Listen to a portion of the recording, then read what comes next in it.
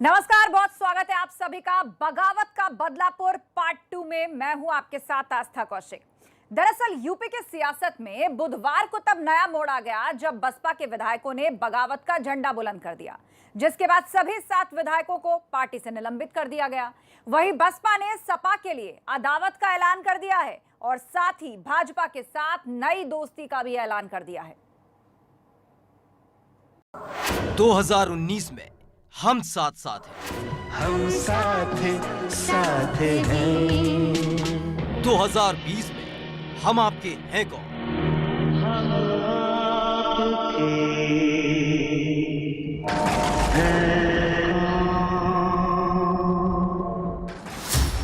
बसपा में बगावत का बजा बिगुल, 7 विधायकों पर बगावत की लटकी तलवार। जिन 7 विधायकों ने सपा द्वारा निर्दलीय के रूप में खड़े किए गए, अब उन्हें पार्टी विरोधी गतिविधियों में लिप्त होने के कारण आज तत्काल प्रभाव से पार्टी से निलंबित कर दिया गया। सपा से दोस्ती के चलते हुए बाहर। जब नहीं है, मैं सीधे जनता के साथ जा रहा हूँ, जनता से जुड़ूंगा और जनता की सेवा करूंगा। माननीय बहन जी का जो रुख है वो भारतीय जनता पार्टी से मिल गई है। भारतीय जनता पार्टी के मिलने के कारण हम लोगों ने कल अपनी आवाज उठाई। जो बहन जी के इर्द गिर्द वाले लोग षड्यंत्र कर नीचे ले जाने का काम कर रहे हैं। अक्टूबर का महीना, तारीख 28, दिन बुधवार। बाहर चल रही ठंडी हवाएं और लखनऊ की सियासी फिजाएं गर्माहट महसूस कर रही थी। बसपा के राज्यसभा उम्मीदवार रामजी गौतम और निर्दलीय उम्मीदवार प्रकाश बजाज के बीच संसद की देहरी छूने की जद्दोजहद में बसपा में बगावत का झंडा बुलंद करवा दिया था। देखते ही देखते 5 विधायक बागी हुए और वे मानो तादाद बढ़ने लगी। राजधानी की सड़कों पर लेफ्ट राइट होने लगी और शाम होते होते प्रकाश बजाज की उम्मीदवारी चित्त होती नजर आई और रामजी गौतम का राज्यसभा का रास्ता साफ होता गया। लेकिन इसके बाद बसपा सुप्रीमो मायावती ने चलाया कार्रवाई का हंटर, तल्ख अंदाज और उस अंदाज में बेतहाशा गुस्सा और 7 विधायकों के निलंबन का आदेश। बीएसपी के जिन 7 विधायकों ने सपा द्वारा निर्दलीय के रूप में खड़े किए गए एक उद्योगपति को उनके धन व सपा के टिकट के लालच में आकर जिस अपनी मूल पार्टी बीएसपी से चुनकर गए थे, उसके साथ विश्वासघात किया और अब उन्हें पार्टी विरोधी ऐसे जो जिन्होंने विश्वासघात किया, अब उन्हें पार्टी विरोधी गतिविधियों में लिप्त होने के कारण आज तत्काल प्रभाव से पार्टी से निलंबित कर दिया गया है। कल तलक जो आरोपों की बारिश कर रहे थे, उन विधायकों के तेवर नरम होते गए। उनके सुझाव देने वाले, उनके जो कोऑर्डिनेटर हैं, वरिष्ठ नेता हैं, बहन जी को किस तरीके से सुझाव दिया। अगर हम सभी विधायकों ने माननीय बहन जी के कोऑर्डिनेटर के विषय, माननीय बहन जी के विषय में तो हम लोग बोले नहीं कि माननीय बहन जी का, मैंने कल भी कहा था कि उनका व्यवहार बहुत अच्छा है, वो व्यवहार कुशल हैं और उनके कोऑर्डिनेटर में खराबी है। बुधवार को शुरू हुए सियासी ड्रामे का सूर्यास्त दिन के सूर्यास्त के साथ नहीं हुआ। गुरुवार को भी ये सियासी ड्रामा जारी रहा और इसे मायावती ने अपने चिर परिचित अंदाज में संवादों के जरिए आगे बढ़ाया। हम आपको दिखाएंगे बगावत का बदलापुर पार्ट 2। बस आप बने रहिए एबीपी गंगा के साथ।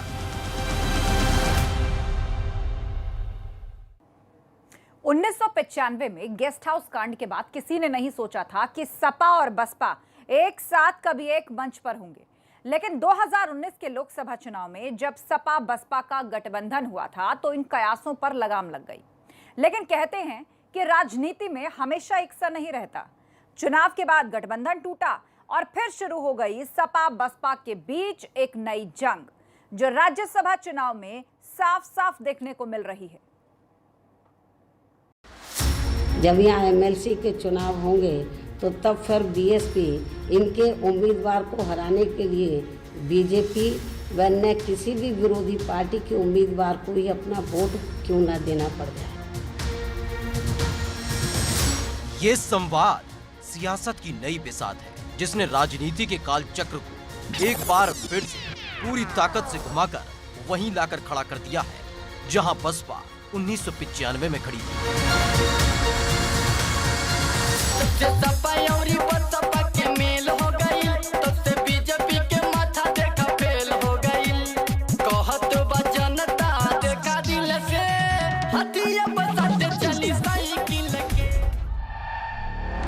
बसपा में विधायकों की बगावत से आग बबूला मायावती ने 1 बरस पहले की दोस्ती को दुश्मनी करार देते हुए भाजपा को मित्रता का संदेश भेजा। संदेश का लब्बो-लुबाब ये कि इतिहास एक बार फिर से खुद को दोहराने जा रहा है।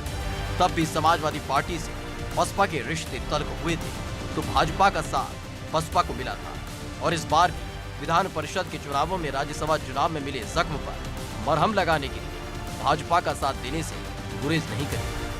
इनकी ये घिनौनी हरकत अब इस पार्टी को आगे चलकर कभी भी भारी पड़ सकती है और इस मामले में आज हमारी पार्टी एडवांस में ही ये ऐलान कर देना चाहती है कि आगे चलकर जल्दी ही इस बार जब यहाँ एमएलसी के चुनाव होंगे, क्योंकि इसके बाद एमएलसी के होंगे, आगे चलकर जल्दी ही इस बार जब यहाँ जल्दी मतलब समय से अब समय कम रह गया, इस बार जब यहाँ एमएलसी के चुनाव होंगे तो तब फिर बीएसपी कल की घटना का जैसे को तैसा जवाब देने के लिए अर्थात सपा के दूसरे खड़े किए जाने वाले उम्मीदवार को हराने के लिए, एक तो उनका आराम से बन जाएगा, दूसरा ये खड़ा करेंगे, अर्थात सपा के दूसरे खड़े किए जाने वाले उम्मीदवार को हराने के लिए अपनी पूरी ताकत लगा देगी बीएसपी जो है। और इसके लिए चाहे पार्टी के विधायकों को इनके उम्मीदवार को हराने के लिए बीजेपी व अन्य किसी भी विरोधी पार्टी के उम्मीदवार को ही अपना वोट क्यों न देना पड़े। ये संवाद उत्तर प्रदेश की राजनीति को नई दिशा में ले जाने के संकेत है जो मायावती ने अपनी तरफ से दे दिए हैं कि समाजवादी पार्टी के खिलाफ बनी रणनीति में बसपा भाजपा के पाले में खड़ी नजर आ सकती है। अंग्रेजी में कहावत है टिट फॉर टैट, यानी जैसे को तैसा। और आज मायावती ने जब समाजवादी पार्टी पर हमला बोला तो यही कहा कि उत्तर प्रदेश में जब जनवरी 2021 में एमएलसी के चुनाव होंगे तो बहुजन समाज पार्टी समाजवादी पार्टी को जैसे का तैसा का सबक सिखाएगी। राज्यसभा चुनाव में समाजवादी पार्टी ने बहुजन समाज पार्टी में जो सेंधमारी की, उससे मायावती कितनी नाराज हैं इस बात का अंदाज़ा इसी से लगाया जा सकता है कि मायावती ने खुलेआम ये ऐलान कर दिया कि एमएलसी चुनाव में बहुजन समाज पार्टी सपा को हराने के लिए बीजेपी का भी साथ देगी। जाहिर है ये 2022 के विधानसभा चुनाव को लेकर क्या राजनीतिक समीकरण रहेंगे, इसका भी ये बयान एक संदेश देता है। एक तरफ मायावती ने भाजपा की तरफ दोस्ती का हाथ बढ़ाकर नया समीकरण तैयार कर दिया है तो वहीं बसपा से बगावत करने वाले अपने विधायकों पर गाज गिरा दिया। सीधे समाजवादी पार्टी से मिली भगत का आरोप लगाते हुए मायावती ने दलित विरोधी मानसिकता का जिक्र किया।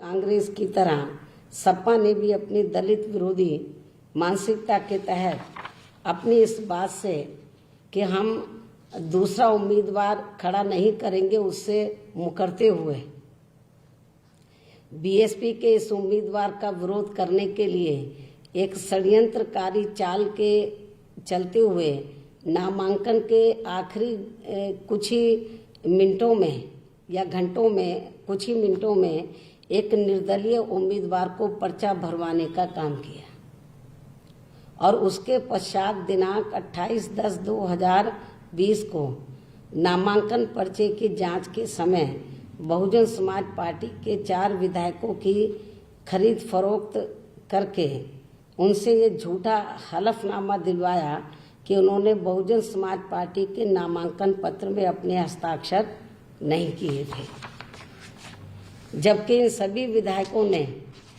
दिनांक 26/10/2020 को श्री रामजी गौतम के नामांकन पत्र में हस्ताक्षर किए थे और पर्चा दाखिले के समय में भी वे स्वयं मौजूद थे। और फिर जांच उपरांत इन विधायकों का ये कथन असत्य एवं झूठा पाया गया तथा बहुजन समाज पार्टी के प्रत्याशी का पर्चा सही पाया गया, वैध पाया गया। बुधवार को शुरू हुआ सियासी संग्राम कार्रवाई की चौखट पर आकर खड़ा। विधायकों और समाजवादी पार्टी को मायावती ने कोसा और फिर 7 विधायकों के नाम निलंबन का आदेश जारी कर दिया। मीडिया के मुताबिक बीएसपी के जिन 7 विधायकों ने सपा द्वारा निर्दलीय के रूप में खड़े किए गए एक उद्योगपति को उनके धन व सपा के टिकट के लालच में आकर जिस अपनी मूल पार्टी बीएसपी से चुनकर गए थे उसके साथ विश्वासघात किया और अब उन्हें पार्टी विरोधी ऐसे जो जिन्होंने विश्वासघात किया अब उन्हें पार्टी विरोधी गतिविधियों में लिप्त होने के कारण आज तत्काल प्रभाव से पार्टी से निलंबित कर दिया गया है, जिनके नाम चौधरी असलम अली, श्री हरगोविंद भार्गव, मोहम्मद मुस्तफ़ा सिद्दीकी, श्री हाकिम लाल बिंद, मोहम्मद असलम रायनी, श्रीमती सुषमा पटेल व श्रीमती वंदना सिंह है। इसके साथ साथ इनके बारे में पार्टी के सभी पदाधिकारियों को ये भी निर्देशित किया गया है, ये जो 7 विधायक हैं तो इनके बारे में पार्टी के सभी पदाधिकारियों को, छोटे बड़े पदाधिकारियों को ये भी निर्देशित किया गया है कि आज से अब इन विधायकों को पार्टी के किसी भी कार्यक्रम में नहीं बुलाया जाएगा। बसपा के मुट्ठी भर विधायकों में फूट की गूंज ने उत्तर प्रदेश के सियासी गलियारे को गर्मा कर रख दिया। एक तरफ कार्रवाई तो दूसरी तरफ नई दोस्ती का संकेत मायावती ने स्पष्ट रूप से दे दिया है, जो आने वाले राजनीतिक घटनाक्रम को और दिलचस्प बना देगा। Bureau report, ABP. अपनी पार्टी के विधायकों के बागी हो जाने से नाराज मायावती ने इतिहास के पन्नों को पलट दिया और एक बार कई जबानी तीर अखिलेश यादव पर दागे।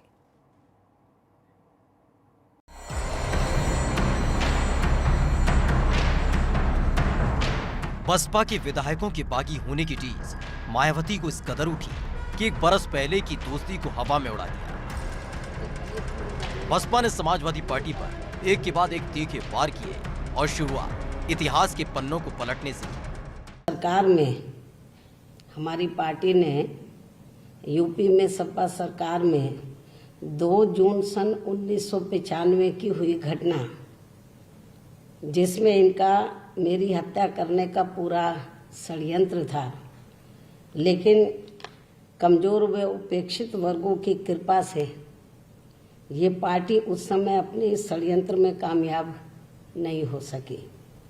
इसके साथ ही इन्होंने उस समय अपनी सरकार को बचाने के लिए बीएसपी के विधायकों के साथ की गई मारपीट व उनका किया गया अपहरण आदि, ये सब किसी से छिपा नहीं है। लेकिन फिर इनकी ऐसा करने से हुआ क्या बाद में, लेकिन फिर इनकी इस गुंडागर्दी से इनकी सरकार चली गई थी और बीएसपी की फिर सरकार बन गई थी। ताजा तरीन मिले जख्म से उठी आह ने इतिहास के कई पृष्ठों और चित्रों को सामने लाकर रख दिया और वर्तमान में मायावती सपा बसपा की दोस्ती को गलती की संज्ञा देने लगी। क्या गठबंधन होने के पहले दिन से ही श्री एससी मिश्रा जी को अक्सर ये कहते रहे कि अब तो सपा व बसपा का गठबंधन हो गया है, तो ऐसे में अब बहन जी को 2 जून के मामले को भुला के इस केस को वापस ले लेना चाहिए। आप बहन जी से इस बारे में जरूर बात करें। तब फिर ये केस चुनाव के दौरान ही हमें वापस भी लेना पड़ा, लेकिन चुनाव का नतीजा आने के बाद जो इनका रवैया हमारी पार्टी ने देखा है, तो उससे हमें काफ़ी कुछ यही लगा कि हमने चुनाव के दौरान 2 जून 1995 के केस को वापस लेकर बहुत बड़ी गलती की है। साथ ही इनके साथ ना ही कोई चुनावी गठबंधन आदि भी करना चाहिए था। ये भी हमने थोड़ा गलत फैसला ले लिया। 2019 में शुरू हुई दोस्ती 2020 के अंत तक आते आते आखिरी दौर में पहुंची और एक बार फिर से तलखी पर उतर आई। मायावती ने अखिलेश यादव को 2003 का दौर भी याद दिलाया और साथ ही याद दिलाया पूरा राजनीतिक इतिहास। ये मालूम है और सपा के मुखिया को भी ये मालूम होना चाहिए कि सन 2003 में इन्होंने बीएसपी के, जब मैंने खुद गवर्नमेंट छोड़ दी थी, तो उसके बाद सन 2003 में इन्होंने बीएसपी के यानी कि सपा ने बीएसपी के 38 एमएलए तोड़कर अपनी सरकार बना ली थी। उसके बाद फिर क्या हुआ, सन 2003 के बाद, उसके बाद सन 2007 में विधानसभा के हुए आम चुनाव में इनको फिर प्रदेश की जनता ने सत्ता से बाहर कर दिया और फिर बीएसपी की पूर्ण बहुमत की सरकार बनी। तब इनके पिताजी ने ये गलत कार्य किया था, इनके पिताश्री ने ये गलत कार्य किया था और अब उन्हीं के पद चिन्हों पर चलकर तो ये भी ये गलत कार्य कर रहे हैं और अब इनका भी अपने पिताश्री की तरह ही बुरा हाल होने वाला है। बसपा और सपा ने जो पिछले ही बरस दोस्ती की कस्में खाई थी, वो एक साल में ही रसातल में जाती नजर आई और अब हालात ये हैं कि मायावती ने सीधे तौर पर सपा को चेतावनी भी दी और चुनौती दी। Bureau report, ABP.